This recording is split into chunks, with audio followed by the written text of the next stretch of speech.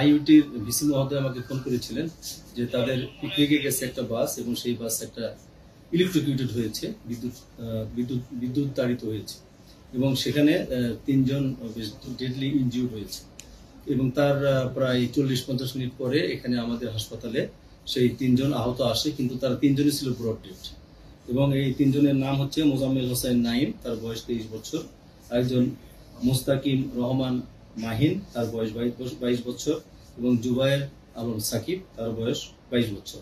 এবং তারপরে আমাদের হাসপাতালে আরো 2 জন আহত অবস্থায় আসে, তার মধ্যে একজন হলো কাবিজুল ইসলাম আলী, তার বয়স 22 বছর এবং আরেকজন নাফিজ আলম, তার বয়স 22 বছর। তো যে 3 জন ব্রড ডেড এসেছে তাদের বডি আমরা আমাদের মর্গে রেখে দিয়েছি এবং আমরা এই সমস্ত বডি পুলিশকে হস্তান্তর করব, তারপরে যেভাবে আইনি প্রক্রিয়া আছে সেভাবে সেটা চলবে। আর যে 2 জন আহত আছে তাদের সমস্ত চিকিৎসার ব্যয়ভার আমরা বহন করব হাসপাতাল থেকে এবং তাদের সুষ্ঠু চিকিৎসার জন্য যা কিছু করা দরকার সবকিছু আমরা করব।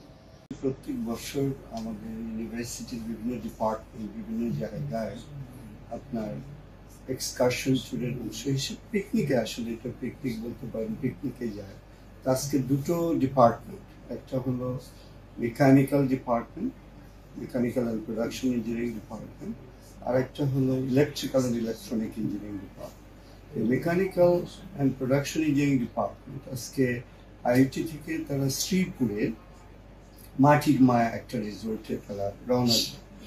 তো আমিও আইআইটিতে আসবো, আমার কিছু কাজ আছে, যদিও ছুটির দিন 2টো রিপোর্ট লিখবো, ওই জন্য আমি আসবো।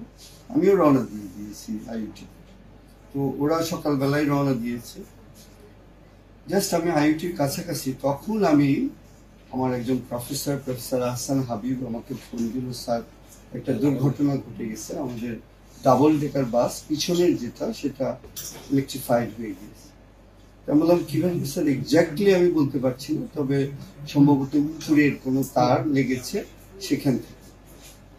আমি সঙ্গে সঙ্গে ইউনিভার্সিটিতে না ঢুকে আমি বললাম যে কোথায় আছে, তো বলছে স্যার যারা খুবই ইনজিওর তারা ময়মনসিংহের দিকে চলে। আমি ময়মনসিংহ কেন? বলছে স্যার ময়মনসিংহ মেডিকেল খুব ভালো এবং যেতে কম সময় লাগে। তো ওরা ময়মনসিংহের দ্বারা রওনা দিয়েছে, আমিও পিছনে পিছনে দেওয়া ওখান থেকে ইউনিভার্সিটির কাছ থেকে। আমি দেখলাম যে ওদের ভিতরে আমার ডিফারেন্স নিয়ার অ্যাবাউট 30 মিনিটস, আমি যেভাবে আসছি 40 মিনিটসের মতো ডিফারেন্স। আমি সঙ্গে সঙ্গে আমি ব্রিগেডিয়ার ফেরদৌস সাহেবকে, এই হসপিটাল যে পরিচালক, তাকে ফোন দিলাম। আমি ওনার নাম্বারটা কালেক্ট করলাম মিনিস্ট্রি থেকে, কালেক্ট করে ফোন দিলাম, স্যার এখানে যত প্রকার সাপোর্ট লাগে আমরা দিব, আপনি চিন্তা করেন না। আমি বললাম আমি আসবো কিরকম, আপনার আশা লাগবে না, কিন্তু আমি তো মন তো আর ইয়ে করতে পারি না। আমার মন টিকলো না, আমি যাব। এর মধ্যেই আমি ইনফরমেশন নেওয়া শুরু করলাম